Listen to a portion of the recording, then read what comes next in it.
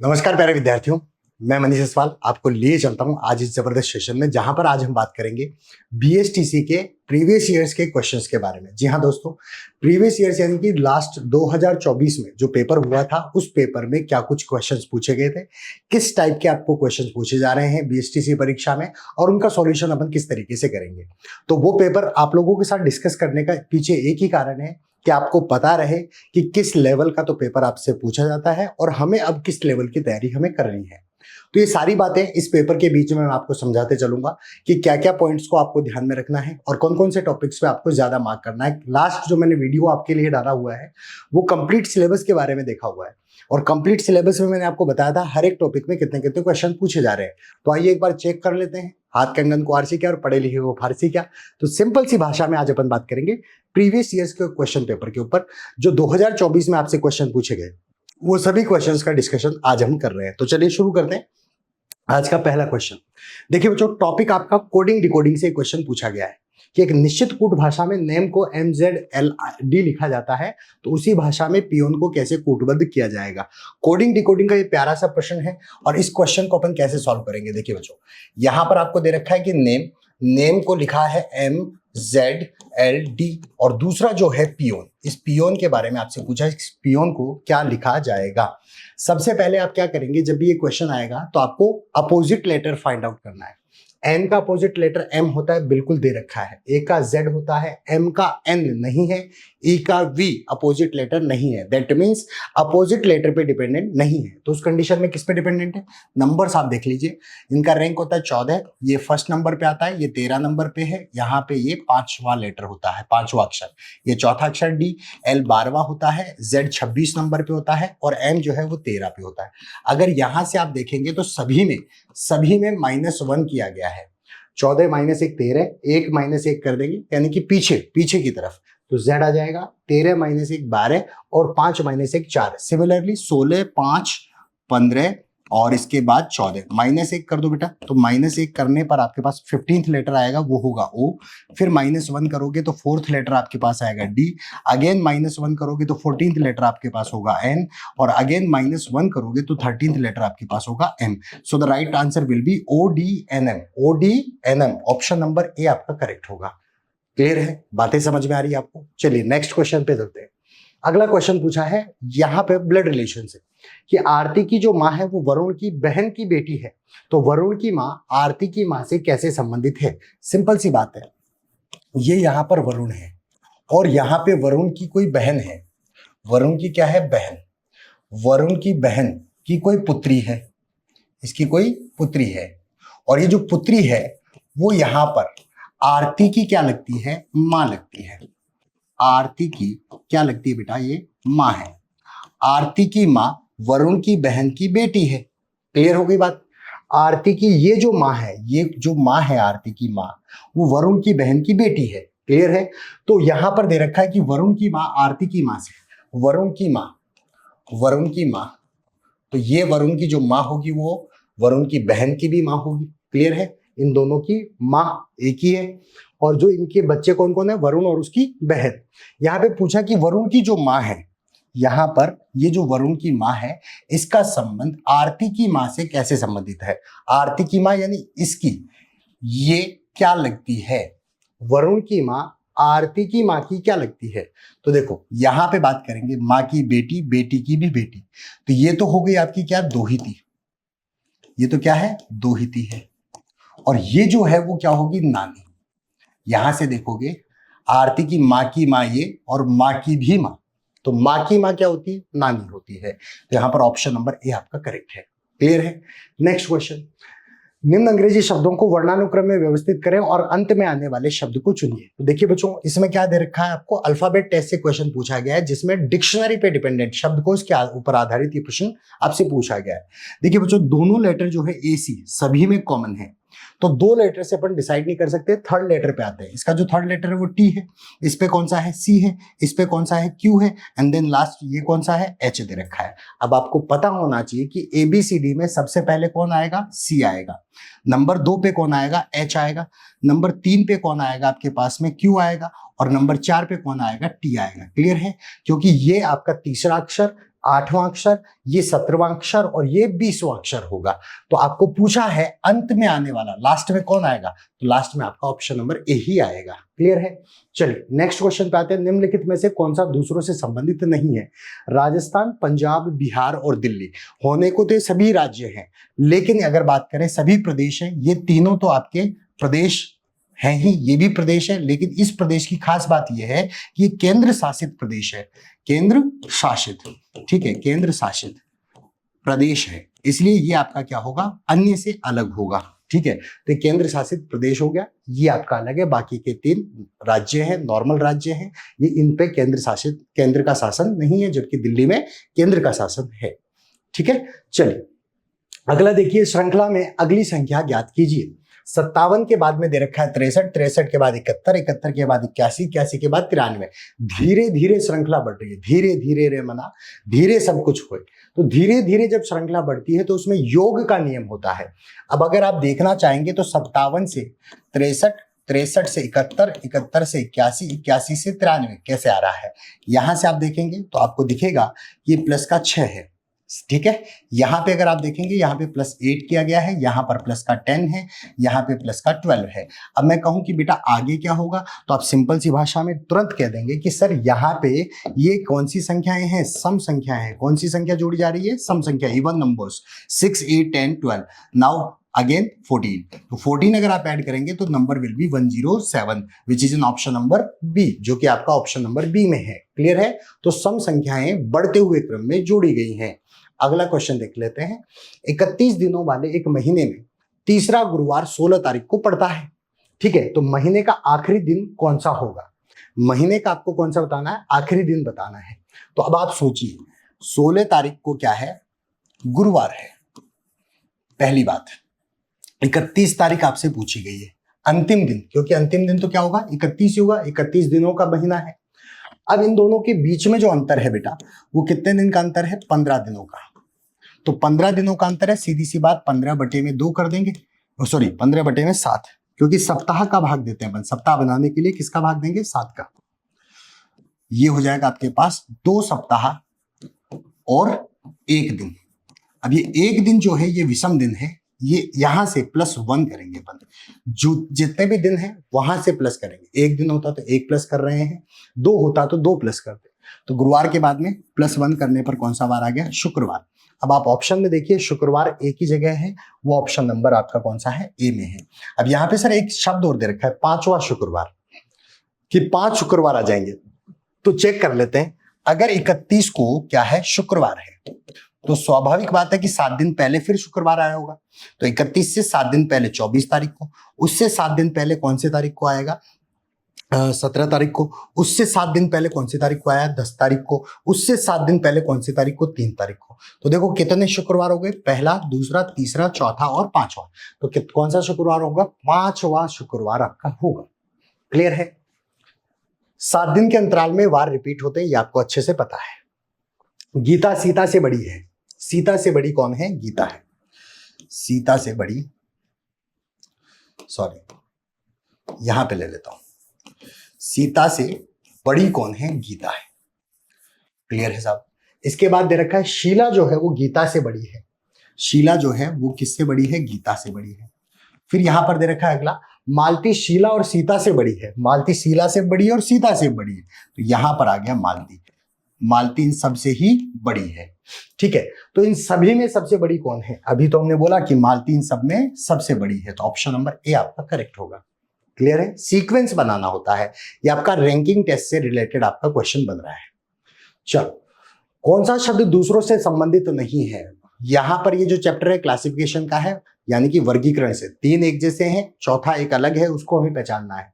देखो inch, on, centimetre और गज, यहां पर मैं बात करूं इंच, सेंटीमीटर और गज, ये क्या है, किसी भी दूरी को नापने के काम में आता है, लंबाई को नापने के काम में आता है। दूरी या फिर हम क्या कह दें, लंबाई, दूरी या फिर किसको नापने का काम आता है, लंबाई को।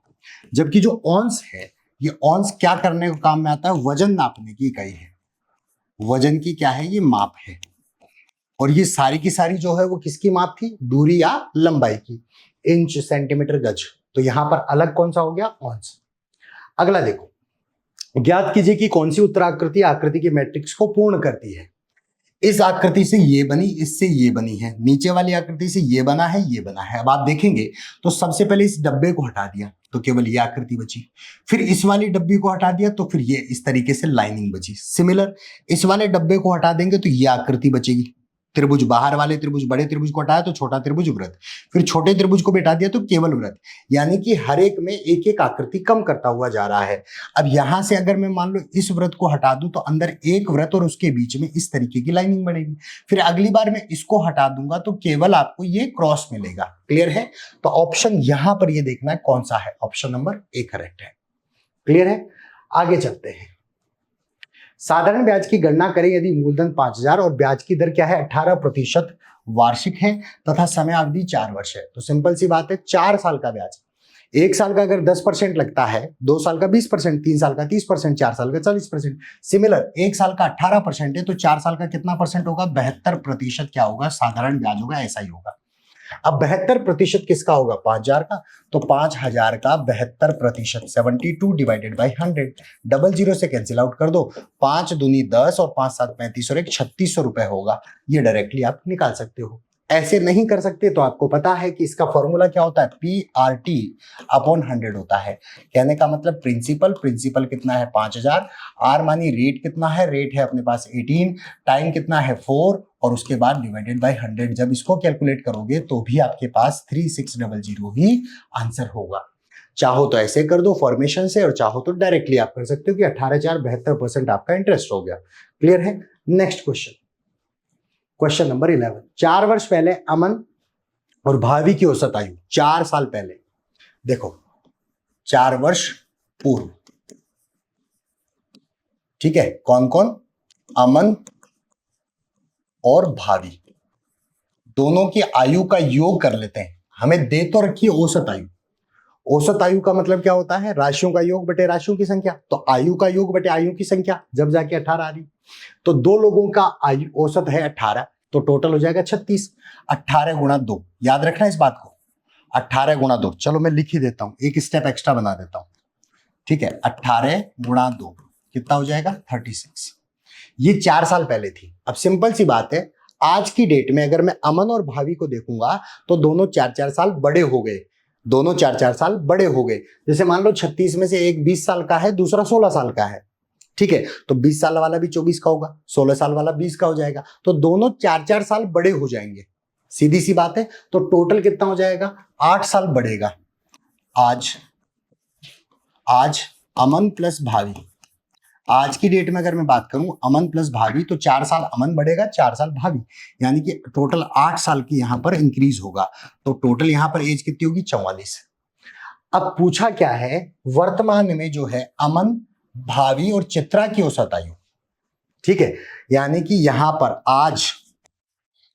आज की डेट में अमन, भावी और चित्रा, अमन, भावी और चित्रा की औसत, 3 लोगों का औसत कितना है? 24। तो टोटल कितना होगा? आप कहेंगे 24 गुणा 3, 72। बोले 3 का औसत है तो 3 से गुणा, 2 का औसत है तो 2 से गुणा। अब देखो 3 लोगों का टोटल 72, 2 लोगों का टोटल 44। तो आप मुझे बता सकते हो चित्रा आज की डेट में कितने साल की है? तो आप कहेंगे इन 3 में से 2 को माइनस कर दो तो बचेगा 1, अमन और भावी को हटा दे तो चित्रा ही तो बचेगी, तो 72 में से 44 माइनस कर दो, ठीक है। अब 44 अगर मैं माइनस करूंगा तो ये 28 साल बचेगी। कितनी बचेगी? 28 साल। आज की डेट में 28 की है, तो 8 वर्ष बाद 28 की होगी ना, 12 माइनस 4, 1 सेकंड को, अमन और 4 साल पहले अमन और भाभी 18 दूना 36, ठीक है, तो आज हो जाएंगे 4 प्लस होंगे 36 4 40 4 44, ठीक है, और ये 24 48 24 72, ठीक है, 12 में से 4 गए 8, 6 में से 4 गए 2, 28, ठीक है, सही है। तो 8 वर्ष बाद की बात करें, ये थोड़ा सा टाइपिंग मिस्टेक रह गई इसमें, 8 वर्ष बाद कितनी की हो जाएगी? 28 साल की आज है तो 8 साल बाद में कितने की होगी? 36 वर्ष की, ठीक है। यहां पर इसमें थोड़ा सा मिसप्रिंट है, उसको अपन चेंज कर लेते हैं, ये आपका 36 साल है। क्लियर है बच्चों? तो ऑप्शन नंबर ए आपका करेक्ट होगा, 36 वर्ष, ठीक है। कितने साल की होगी? 36 वर्ष की होगी चित्रा, 8 साल बाद। नेक्स्ट देखिए, क्या एकल परिवार कथन और तर्क से, मैंने आपको बताया कथन निष्कर्ष के 4 टॉपिक आपके इंपॉर्टेंट है, न्याय वाक्य है, कथन पूर्व धारणा है, कथन का तर्क है और कथन कार्यवाही। ये तर्क से रिलेटेड क्वेश्चन है, हाँ या ना में आपसे पूछा जाता है। क्या एकल परिवार संयुक्त परिवारों से बेहतर है? क्वेश्चन डाल दिया कि जो इंडिविजुअल फैमिली है वो जो ज्वाइंट फैमिली से बेस्ट है क्या? तो क्यों है और नहीं है? ये कह रहा है कि नहीं है साहब। क्यों नहीं है? क्योंकि संयुक्त परिवार सुरक्षा सुनिश्चित करते हैं और काम का बोझ भी कम करते हैं। सही बात है। जैसे कि संयुक्त परिवार में मान लीजिए कि एक परिवार में मेरे पास में 2 भाई हैं, 3 भाई हैं, माता पिता हैं, ठीक है, इन तीनों भाइयों की भी शादी हो गई, ठीक है, तो इनकी पत्नियां हैं, फिर इनकी संतान भी हैं, एक एक की मान लो आपके पास में 2-2 संतान हैं, ठीक है, इन दोनों की भी फिर कितनी संतान आ गई अपने पास? 2-2 संतान है, और इन दोनों की भी अपने पास कितनी संतान है? मान लीजिए 2-2 संतान है। अब मान लीजिए कि इसमें से जो काम करने वाले हैं 1 2 3 लोग, और एक इधर से पिताजी भी काम कर रहे हैं, मान लो 4 लोग काम करने वाले हैं। तो 4 लोग काम करके कितने लोगों का यहां पर भरण पोषण करेंगे? 1 2 3 4 5 6 7 8 9 10, और साथ में 4 खुद भी, तो 14 लोगों का भरण पोषण करने के लिए 4 लोग काम कर रहे हैं संयुक्त परिवार, तो बोझ कम हो जाएगा।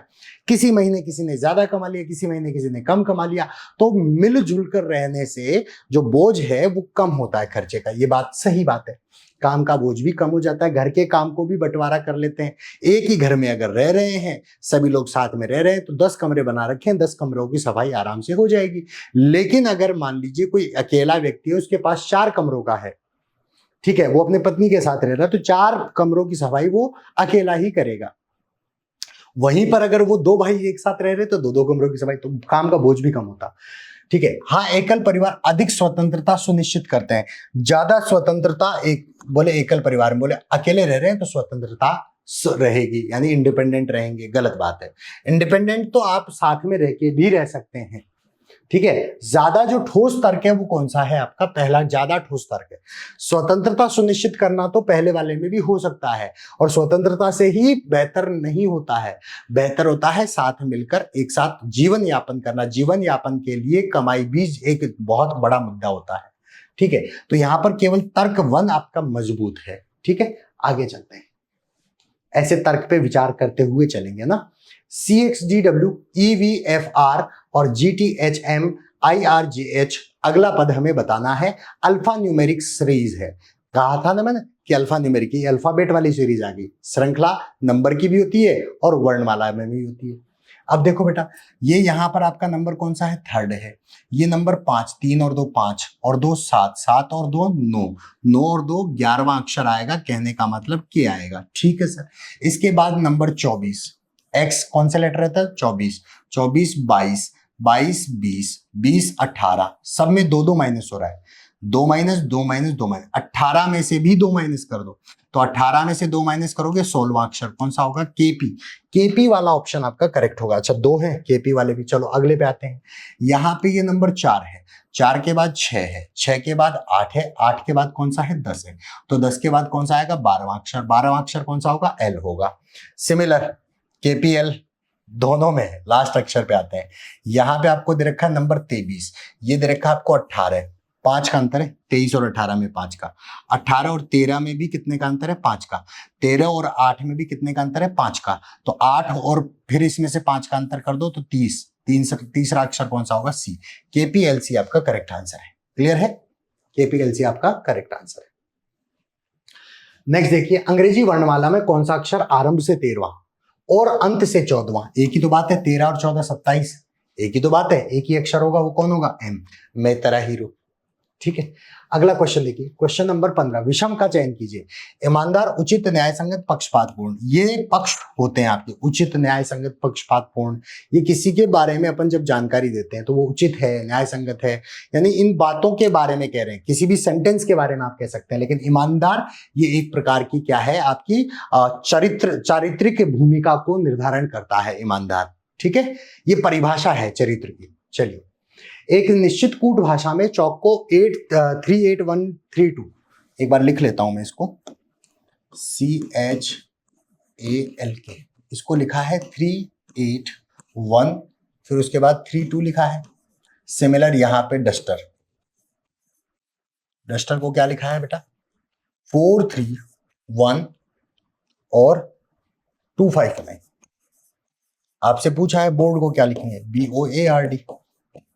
तो अब यहां पर आपको देखने वाली बात यह है कि C नंबर 3 पे आता है, H 8 पे आता है, A 1 पे आता है, L 12 पे और K 11 पे। 3 8 1 तक तो मामला सही है। 12 में आपको 1 + 2 कर दिया, 11 में आपको 1 + 1 कर दिया। बात समझ में आ गई? यानी कि जहां पे डबल डिजिट वाला क्रमांक आ रहा है उन दोनों को जोड़कर सिंगल डिजिट बना रहा है। देखो यहां पर 4 एज इट इज है। 21 में 2 और 1 को प्लस कर दो तो 3 आता है। 19 में 1 और 9 को प्लस करेंगे 10। फिर 10 में 1 और 0 को प्लस करेंगे 1। यहाँ पे 20, तो 20 में 2 और 0 को प्लस किया 2। ये 5 एज। 18 में 1 और 8 को प्लस करेंगे तो 9। क्लियर है? यानी डबल डिजिट को सिंगल डिजिट में कन्वर्ट कर रहा है। तो देखो ये तो आपका एज इट इज नंबर 2 है, तो 2 एज इट इज।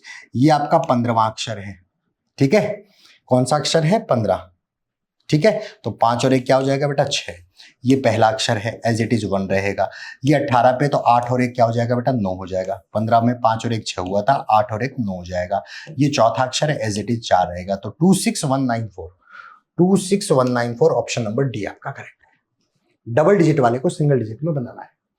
2 1 1/2 1/4। तो देखो 2 में जब मैं अगर 2 का भाग दे दूं, आधा कर दूं, तो कितना आता है? 1। 1 में जब मैं फिर 2 का भाग दे दूं तो क्या आता है? 1/2। और 1/2 में फिर अगर मैं 2 का भाग दे देता हूं तो क्या आता है? 1/4। यानी आधा करता चलो, 1/4 का भी आधा कर दूंगा तो आप कहेंगे कि सर 1/8 आएगा। 1/8 इज द करेक्ट वन। आधा आधा करता हुआ चल रहा है। राहुल और सोहन क्रम से 5 और 9 आयु के हैं। कितने वर्ष बाद उनकी आयु का योग 24 होगा? तो आज की डेट में, आज राहुल प्लस जो सोहन है वो कितना है? 5 + 9 यानी कि 14 के हैं। और राहुल प्लस सोहन कितने के होने चाहिए? 24 के। अंतर कितना हो गया? 10 का। 10 कितने लोग बढ़ रहे हैं? 2 लोग। तो 2 लोग तो 2 का भाग दे दो। हर एक आदमी कितने कितने साल बड़ा है? 5 वर्ष। हर एक साल कितने कितने वर्ष बड़ा है? तो 5 वर्ष। आप कहेंगे 5 साल बाद राहुल कितने का हो जाएगा? 10 का। 5 साल बाद राहुल 10 का। और जो सोहन है वो कितने का हो जाएगा? 9 और 5 14। दोनों का टोटल मिलाकर कितना हो जाएगा? 24 हो जाएगा। क्या हुआ भाई? दोनों का टोटल कितना हो जाएगा? 24। तो 5 वर्ष ऐसे निकालते हैं। आयु का अंतर डिवाइडेड बाय जितने लोग हैं। आयु का अंतर 10, कितने लोग थे? 2, तो 5 साल बाद ऐसा होगा। चलिए अगला क्वेश्चन देखते हैं। विषम आकृति। इन आकृतियों को देखो, विचार करो और विषम आकृति बताओ। तो प्यारे विद्यार्थियों देखो, ये आकृति अंदर की तरफ जुड़ी हुई है। ये जो लाइन है ना, ये डार्क वाली, ये अंदर जुड़ा हुआ है। ये वाली लाइन भी अंदर जुड़ी हुई है। यहाँ पे देखें तो ये वाली लाइन भी आपकी अंदर की तरफ जुड़ी हुई है, जबकि ये सारे के सारे यहाँ पे खाली खाली हैं। ये तीनों के तीनों क्या है बेटा? खाली खाली हैं। ठीक है, यहाँ पे कोई भी आकृति अंदर से नहीं जुड़ी हुई है। तो यानी कौन सी आकृति आपकी सबसे अलग होगी? नंबर 3 आकृति आपकी सबसे अलग होगी। ऑप्शन नंबर सी आपका करेक्ट। ठीक है, कौन सा अधिवर्ष है? Leap year. ठीक है, लीप ईयर के लिए देखो, 00 वाले में तो 400 का भाग देते हैं। 1800 डिवाइडेड बाई 400। ये वाला लीप ईयर नहीं होगा। ये वैसे नहीं होगा। ठीक है, ये भी नहीं होगा। ये वाला होगा, क्योंकि 2016 में किसका भाग दोगे आप? केवल 4 का। और ये पूरा पूरा भाग जाएगा, तो लीप ईयर होता है। जहां 00 होता है वो शताब्दी वर्ष कहलाता है, और शताब्दी वर्ष में 400 का भाग देते हैं। ठीक है, नेक्स्ट देखिए बच्चों। निम्नलिखित शब्दों को शब्दकोश के अनुसार अवरोही क्रम में, यानी अवरोही मतलब पीछे से, जो सबसे लास्ट में आएगा उसको सबसे पहले लिखना है अवरोही क्रम में। तो चलो देखते हैं एक बार। सीई सीई सीई सीई सीई, इसका जो तीसरा शब्द है देखो, इसका तीसरा कौन है? ए है। इसका तीसरा कौन है? एल है। इसका तीसरा कौन है? ए है। इसका तीसरा कौन है? सी है। इसका तीसरा कौन है? एल। अब ABCD में ए, सी और एल में पहले कौन आएगा? तो आप कहेंगे ए।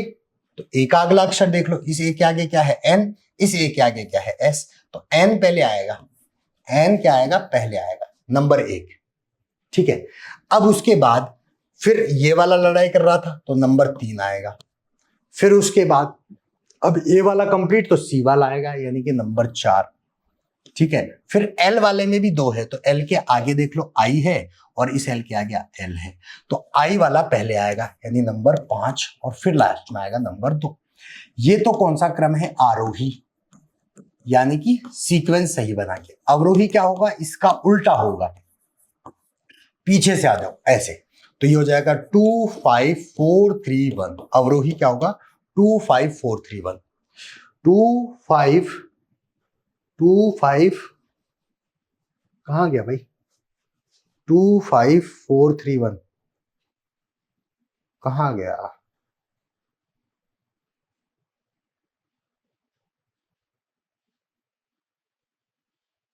ए के बाद एन है, इस ए के बाद एस है, तो पहले तो यही आएगा, सही तो यही होगा बेटा। 1 तो किसी ऑप्शन में नहीं दे रखा है। 2 5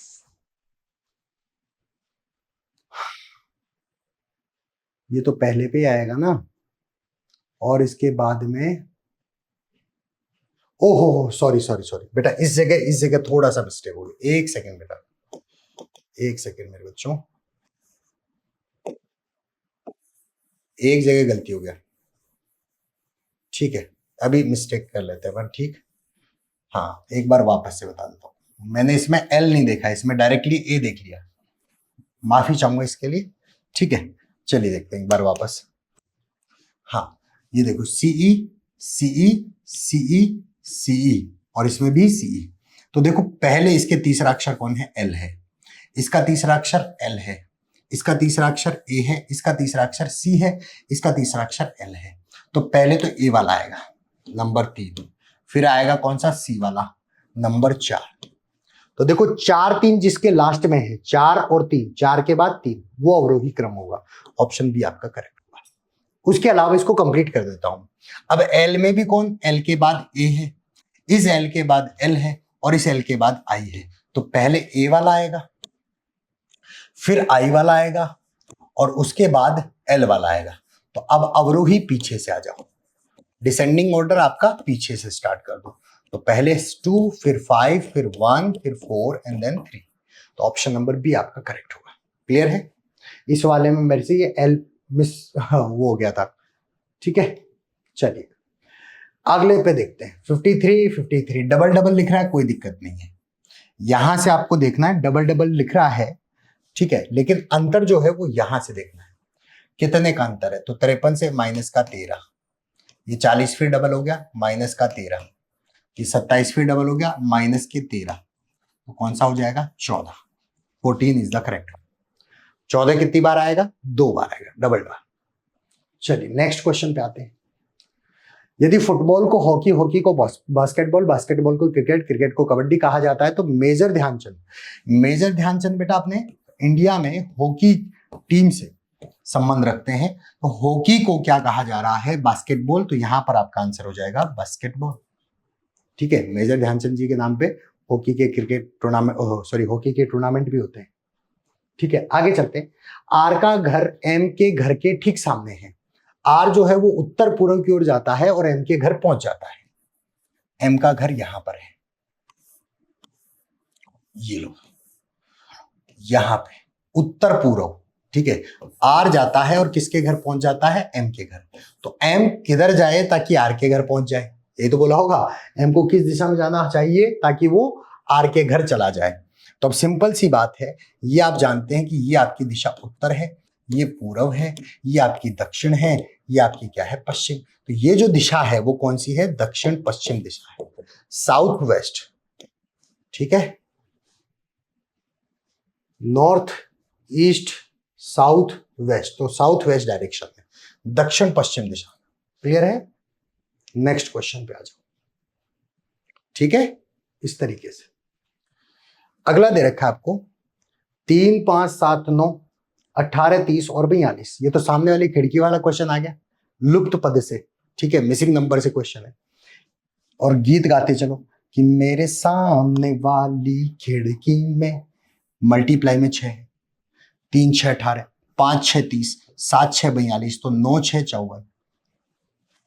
मेरी सामने वाली खिड़की में एक चांद का टुकड़ा रहता है ना, मल्टीप्लाई बाय 6 है, तो 9 6 का कितना हो जाएगा बेटा, 54। That is the answer. Clear है? नेक्स्ट वन, ये कह रहा है कि बंदूक का गोली से जैसा संबंध है वैसा ही संबंध चिमनी का किससे होगा। ये आपका एनालॉजी वाला क्वेश्चन है, सादृश्यता वाला। बंदूक से गोली निकलती है तो चिमनी से क्या निकलता है? घर नहीं, मैदान नहीं, छत नहीं, धुआं निकलता है साहब। बिल्कुल सही बात। बंदूक से गोली, चिमनी से धुआं, बात बराबर। आगे चलो, यहां पर शब्दकोश की वर्णमाला में व्यवस्थित करो। तो देखो बेटा, सबका NO कॉमन है। देखो मैंने आपको बताया था ना, यहां पर आप देख रहे होंगे अल्फाबेट टेस्ट के कितने क्वेश्चन आ गए हैं। एक तो वो 13वां 14वां वाला, 3-4 तो ऐसे ही क्वेश्चन बन गए आपके। तो अल्फाबेट टेस्ट सबसे इंपॉर्टेंट है। अगला देखो, इसके आगे क्या है? M, इसके आगे S, इसके आगे क्या है बेटा? B, और इसके आगे R। ABCD में सबसे पहले कौन आएगा? तो आप कहेंगे B आएगा। तो नंबर 4। 4 के बाद कौन आएगा? 4 के बाद कौन आएगा? चलो B कंप्लीट हो गया, अब M आएगा, नंबर 1। फिर 1 के बाद कौन आएगा? MB आ गया, फिर आएगा R, तो नंबर 2। फिर कौन आएगा? नंबर 3, सबसे लास्ट। ठीक है, ये वाला सीक्वेंस आपका बनेगा। 4 first second third, 4 first second third, option number B। ठीक है, चीजें समझ में आ रही है? देखो अगला दे रखा है, वह आकृति ज्ञात कीजिए जो अन्य सभी आकृतियों से भिन्न है। पहला ही है, देखते ही बता दोगे, क्योंकि ये सब 1/4, 1/4 को दर्शाते हैं। एक पूरी आकृति में 4 भाग किए हुए हैं, 4 भाग, लेकिन इसमें सिर्फ 2 ही पार्ट, ये 1/2 को दर्शाता है। क्लियर है? इसमें केवल 2 ही भाग है, तो इसलिए ये वाली आकृति आपकी अलग है। अगला देखो, कौन सा वैनारिक पुरुषों, महिलाओं और शिक्षकों के मध्य सही संबंध को दर्शाता है? Option number C। पूछोगे आप कैसे? ये शिक्षक हैं, इन शिक्षकों में कुछ तो क्या है? पुरुष हैं, और कुछ क्या है? महिलाएं हैं। ध्यान रखना, जो महिला है वो पुरुष नहीं होनी चाहिए। महिला और पुरुष को टच मत करवा देना। अगर महिला पुरुष टच हो जाएंगे तो फिर गलती हो जाएगी, क्योंकि कुछ पुरुष महिला बन जाएंगे, कुछ महिला पुरुष बन जाएंगी, जो गलत हो जाएगा। तो इसलिए पुरुष और महिला अलग अलग होने चाहिए, और दोनों शिक्षक भी होने चाहिए। अच्छा, सारे के सारे इसके अंदर भी नहीं डाल सकते, क्योंकि सारे पुरुष अगर शिक्षक है, सारी महिलाएं अगर शिक्षक है, ये पूरा का पूरा घोड़ा अंदर मत बैठा देना। अगर सारी महिला शिक्षक हो जाए, सारे पुरुष शिक्षक हो जाएंगे, तो आप और हम क्या कर रहे हैं यहाँ पर? ठीक है, समझ रहे हो मेरी बात को? तो कहने का मतलब, कुछ कुछ हिस्सा पुरुषों का, कुछ हिस्सा शिक्षक है, कुछ शिक्षक नहीं है, कुछ और चीजों में भी लगे हुए हैं, कुछ महिलाएं शिक्षक है, कुछ महिलाएं शिक्षक नहीं है, वो कुछ और भी हो सकती हैं। तो यहाँ पर ऑप्शन C आपका करेक्ट हुआ। ठीक है, यूनिवर्सल। यदि सप्ताह के 6 दिन के लिए 10 श्रमिकों की मजदूरी 1200 है, ये MDH वाला क्वेश्चन है, MDH। ठीक है, अपॉन W, यहां पे भी वही MDH अपॉन W। पहले कितने थे? पहले कितने लोग थे? यहां पर 10, कितने दिन थे? 6 दिन। कितनी मजदूरी थी? 1200। अब क्या करना है हमें? 4 श्रमिक लेने हैं, कितने दिन की मजदूरी? 1 दिन की मजदूरी W लेनी है, कि 1 दिन का कितना बनेगा, है ना? तो 0 से 0, 6 दूनी 12, 20 हो गया, ये 4 एकम 4 हो गया। ठीक है, तो W बराबर क्या हो गया? इसको इधर गुणा कर दो, तो 20 गुणा 4 यानी कि 80 रुपए। सिंपल सी बात है, कितना हो जाएगा? 80 रुपए। ऑप्शन C करेक्ट है। ठीक है, ऐसे करेंगे MDH अपॉन W से। निम्नलिखित श्रृंखला में लुप्त अक्षरों को ज्ञात कीजिए।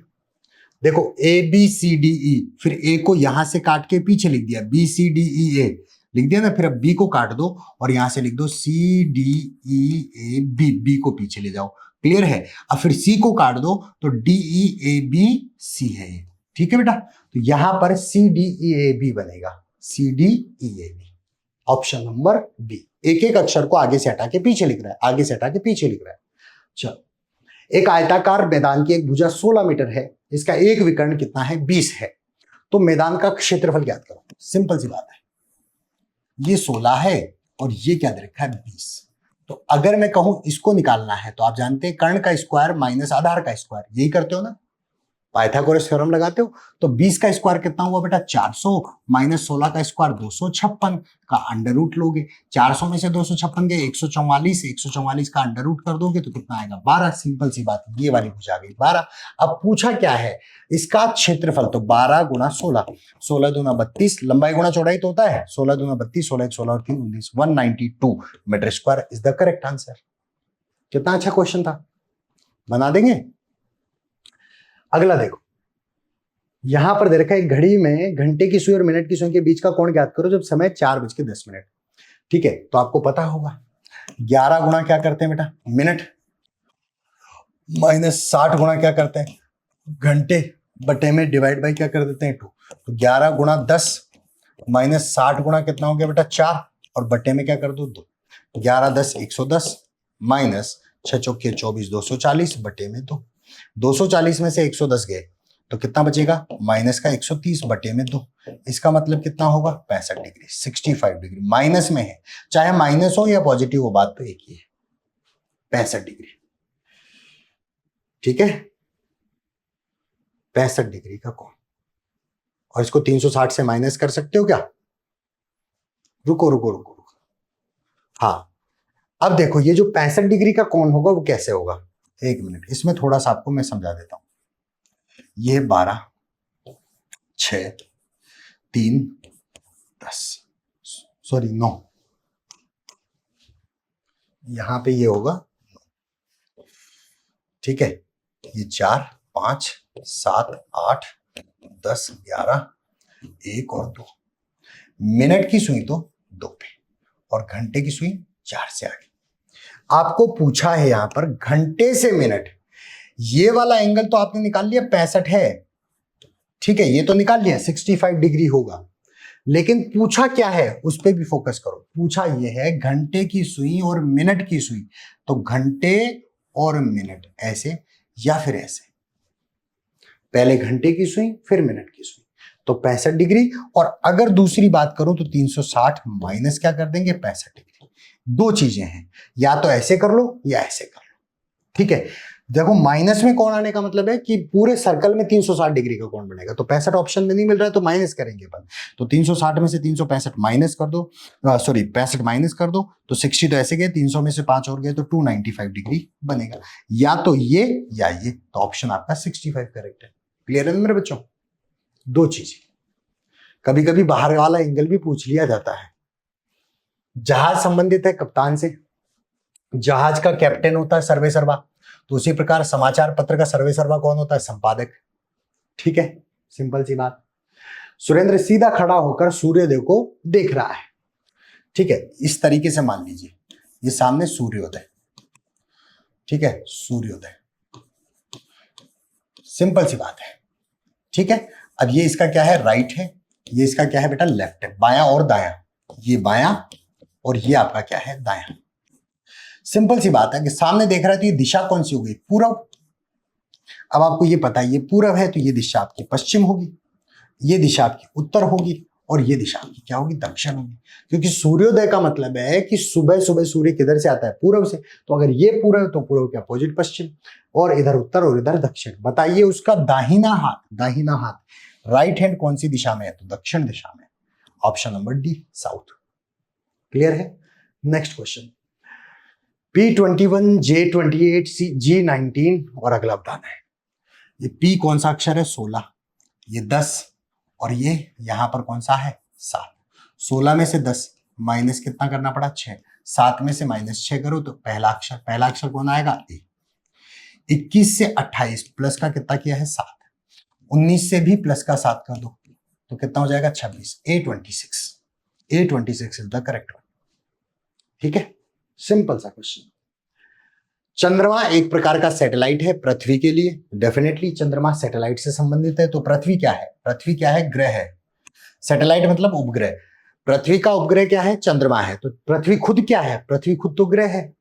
ठीक है, चलिए, एक घड़ी अपराह्न 3:30 बजे सही समय दिखाती है, समय दिखाती है। यदि मिनट की सुई हर घंटे 2 मिनट आगे बढ़ती है तो सुबह 4 बजे तक घड़ी कितने मिनट आगे बढ़ जाएगी। अब देखो 3:30 से 3:30 12 घंटे तो वो हो गए, और 4 बजे तक की बात कर रहे हैं तो आधा घंटा और हो गया, यानी 12.5 घंटे में कितना आगे होगी, कितने घंटे में, 12.5 घंटे में, 12.5 घंटे में। अब 12.5 घंटे को अपन क्या लिख सकते हैं, 12.5 घंटे को अपन लिखते हैं 12 दूनी 24 और 1 25, 25/2 घंटे, और इस हर एक घंटे में कितना आगे होती है, 2 मिनट, तो 25/2 घंटे में कितने मिनट आगे होगी, 25 मिनट। सिंपल सी बात, छोटी सी बात जो एकदम समझ में आ जाए सटीक। आपको यहां से लेकर यहां तक का सुबह 4 बजे तक का जो अंतर है वो लेना है, वो होगा 12.5 घंटे। 12 घंटे और 30 मिनट, सिंपल सी बात, 12.5 घंटे का अंतर होगा। ठीक है, चलिए आगे चलते हैं। सुबह चेहरा धोना, दांत साफ करना, स्नान करना, सार्थक क्रम बनाना है, सही क्रम सीक्वेंस बैठाना है। सबसे पहले सुबह होगी, सुबह होने के बाद क्या करेंगे, दंत मंजन, फिर मंजन करने के बाद चेहरा धोएंगे, चेहरा धोने के बाद स्नान करेंगे। तो ACBD is the correct answer. ठीक है, आंखों में अंजन, दांत में मंजन, नित कर, और कान में तिनका, नाक में उंगली, मत कर, है ना। चलिए आगे चलते हैं। जूते में चमड़ा होता है, जूते में क्या होता है, चमड़ा होता है, और रबर में क्या होता है, लेटेक्स होता है। पदार्थ की बात कर रहा है, रबर में लेटेक्स, जूते में चमड़ा। चलिए अगले चलते हैं। व्यक्ति की जीवनी लिखी जाती है, व्यक्ति की जीवनी, बायोग्राफी, व्यक्ति की जीवनी। तो राष्ट्र की, किसी देश की क्या होता है, इतिहास होता है। व्यक्ति की जीवनी होती है तो देश का क्या होता है, इतिहास होता है, हिस्ट्री होती है। ठीक है, चलिए यहां पे x की बात कर रहे हैं तो x को x से मल्टीप्लाई कर दो, ये हो गया x², और √162 गुणा में √128। एक बार इसको 4 से भाग करके देखें क्या, 4 चौके 16, इधर तो नहीं होगा, 2 से होगा, 2 8 16, 2 एकम 2, तो ये तो हो गया √81 गुणा 2, और ये भी √2 से भाग दे दो तो 2 चौके 8 गुणा 2। अब देखो 81 का वर्गमूल होता है 9, 64 का वर्गमूल होता है 8।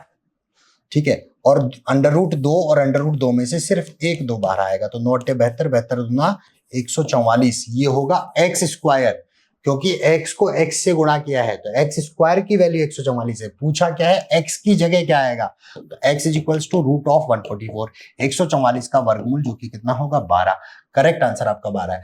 गलती मत करना, बहुत से बच्चे यहाँ पर इस 144 को आंसर करे आते हैं, लेकिन देखना भी है x का पूछा है कि x² का पूछा है। यहाँ पे जो वैल्यू आई थी 144 144, वो x² की वैल्यू थी। ठीक है बेटा, क्लियर है। 4 में से कोई 3 अंक समान है, 49 25 81 331 एक समान नहीं है। अना वर्गीकरण, classification again 49 25 and 81 these are the square number, वर्ग संख्या है, जबकि ये वर्ग संख्या नहीं है, ये वर्ग संख्या नहीं है। 331 किसी का भी स्क्वायर नहीं होता, 49 7 का होता है, 25 5 का होता है, 81 9 का होता है। कौन सा विकल्प 4 के समूह में शामिल नहीं होगा, नारंगी, हरा, लाल। दीज आर द कलर्स, और ये तो कलर इसकी मुख्य क्वालिटी होगी, रंग, रंगों के अंदर ही आते, ये रंगों के प्रकार, ये तो मूल है। ये क्या है, रंगों के प्रकार है, और ये क्या है, मूल है, ये क्या है, मूल, रूट है, रूट। ठीक है, चलो सबसे बड़ी संख्या कौन सी होगी, देखो 15/23, 2/7, 19/21, 8/13, 23 का भाग देना आना चाहिए। ठीक है, देखो 23 का भाग दो, 23 5 115, फिर 23 6 138, 23 7 आप करोगे तो 7 3 21, 7 2 14, 14 और यहाँ पे 2 16 161, तो 23 6 138, 12 बच गए। ठीक है, 12 बच गए ना, 38 और 2 है ना, 120, 23 5 105, 5 3 15, 5 3 10, 115 होगा ना, 23 4 होगा बेटा, 23 चौके 92। अरे सही है, 23 5 115 तो होगा, 120 में भाग दिया है तो। ठीक है, 6.5 इसकी वैल्यू होगी, 0.65 0.65 0.65, क्योंकि 150 आना है। 20 में भाग दो तो 7 2 14, इसको भी एक बार मैं लिख देता हूं आप लोगों के लिए, 0.65 होगा, 0.65, ये होगा 0.7 2 14, 6 7 8 56। ठीक है, 21 19 को 21 9 189, 9 1 9 9 दूनी 18, 189, 21 9 189, 0.9, 13 6 78, 13 7 91, 13 6 78। ठीक है, सबसे बड़ी बतानी है क्या, अरे सबसे बड़ी तो यही है, छोटी के बारे में पूछता तो 0.28, सीक्वेंस पूछता तो सीक्वेंस फिर अपन बताते आगे। क्लियर है, डिवाइड करके कर लेंगे अपन इसको। पिता की आयु उसके पुत्र की आयु की 3 गुनी है, यानी कि पिता की जो आयु है वो पुत्र की आयु की कितनी है, 3 गुनी है। ठीक है सर, पहली बात तो 3 गुना चेक करना है, तो यहां पर देखो 10 तिया 30 है, 15 3 45, 14 3 42, 12 3 36। ठीक है, कोई दिक्कत नहीं। और 5 वर्ष बाद, ये तो आज की बात है, 5 वर्ष बाद क्या होगा कि पिता की आयु का तो कितना, 2 गुना। ठीक है, पिता की आयु का 2 गुना, तो 2 गुणा पिता बराबर होगा पुत्र की आयु के 5 गुना के, 5 गुणा पुत्र। तो पिता पुत्र की वर्तमान आयु क्या है, मान लीजिए कि पुत्र की आयु ए है, तो पिता की आयु कितनी हो गई, 3a। पिता की आयु कितनी हो गई, 3a। अब 5 साल बाद पिता की आयु कितनी होगी, 5 साल बढ़ेगा तो 3a + 5। और पुत्र की आयु 5 साल बाद, पुत्र की आयु 5 साल बाद होगी कितनी, 5a + 5, क्योंकि आज की डेट में a साल का है तो 5 साल बाद a + 5, 5 ही तो बढ़ेगा। ये 3a का था पिता, तो 3a में 5 जोड़ दिया, तो देखो 3 दूना 6, 6a + 10, 5a + 25। a को इधर ले आओ, ठीक है, 10 को उधर ले जाओ, तो 6a में से 5a गया तो क्या बचेगा, a बराबर 10 को उधर ले जाओगे, 25 में से 10 गए तो 15, यानी पुत्र की आयु कितनी है, 15 साल।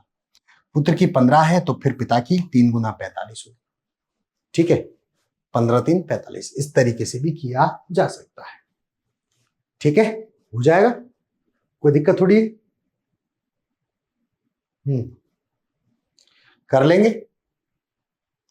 नेक्स्ट देखिए, दिए गए संयोजन की जल छवि, जल प्रतिबिंब क्या होता है बेटा, ऊपर का नीचे बनता है, नीचे बनाना है, तो आर का उल्टा, ए का उल्टा, जे का उल्टा, फिर यहां पर 5 का उल्टा, 8 का उल्टा, फिर ये 9 का उल्टा, फिर डी का उल्टा, डी का उल्टा तो डी बनेगा, है ना, उठा के नीचे पटक दो डी, और फिर उसके बाद 8 एजिटिस, ये आपका जल प्रतिबिंब बनेगा। ठीक है, जल छवि जल प्रतिबिंब, चले, ठीक है, समझ में आ रहा है। आगे देखिए, क्वेश्चन नंबर 48 व्यवस्थित करेंगे, प्रस्तुति, अनुशंसा, आगमन, चर्चा और परिचय। सबसे पहले लोग आएंगे, कहीं पर भी ये चल रहा है, परिचर्चा का एक संबंध है, सबसे पहले लोगों का आगमन होगा, आने के बाद क्या होगा, लोगों का परिचय होगा, कि भाई हमारे बीच में अध्यक्ष महोदय पधार चुके हैं, हमारे बीच सचिव साहब आ चुके हैं, हमारे बीच प्रिंसिपल साहब आ चुके हैं। तो परिचय, पहले आगमन होगा, उसके बाद परिचय होगा। परिचय होने के बाद क्या होगा, प्रस्तुति होगी, कि किस बारे में हम बात करने के लिए चल रहे हैं। प्रस्तुति होने के बाद फिर उस पर चर्चा की जाएगी, और चर्चा करने के बाद हम अनुशंसा, यानी हम बनाएंगे प्लान उसको एग्जीक्यूट करने का, कि भाई अब हम लोगों ने मिलकर ये बात तय करी है, उसको हम अनुशंसा कहते हैं। तो 35142, 35142 ऑप्शन नंबर सी आपका करेक्ट है। क्लियर है, कोई दिक्कत थोड़ी है इसमें, कर सकते हैं अपन आगे। चले नेक्स्ट क्वेश्चन पे देखते हैं। अगला क्वेश्चन लिख रहा है, निश्चित कोड में टाइगर को QDF और इसके बाद क्या दे रखा है, HS लिखा जाता है, तो फिश को क्या लिखेंगे, TIGER, लिखा क्या है, QDFH और S, पूछा है फिश, FISH। ठीक है, चलिए नंबर लिख दो, 20 9 7 5 18 19 8, यहां पे 6 और इधर कितना दे रखा है, 4, यहां पे दे रखा है आपको 17। ठीक है, इसका है 6 9 19 और 8, नंबर लिख लिया। अब देखो 18 से 17 -1, 5 से 4 -1, 7 से 1 माइनस कर दो 6, 9 में से 1 गया तो 8, 20 में से 1 गया तो 19, सभी में -1, लेकिन करा कहां से, पीछे से, उल्टा चला है, तो अपन भी पीछे से चलेंगे। 8 -1 कर दो, 7वां अक्षर G होगा, 19 -1 करो, 18वां अक्षर आपका कौन होगा, R होगा, फिर 9 -1 कर दो तो 8वां अक्षर आपके पास कौन होगा, H होगा, 6 -1 कर दो तो 5वां अक्षर आपके पास कौन होगा, E। तो GRHE आपका करेक्ट होगा, GRHE, ऑप्शन नंबर बी आपका करेक्ट है। ठीक है, क्लियर है, कोई दिक्कत। लास्ट 12 12 24 72 और 288 अगला पद हमें बताना है। ठीक है प्यारे विद्यार्थियों, देखो 12 फिर 12, ठीक है ध्यान से समझना कहना क्या चाह रहा हूं। देखो अगर मैं कहूं कि 12 गुणा 1 कर दो बेटा, रुको एक बार के लिए मैं मार्कर चेंज कर लेता हूं।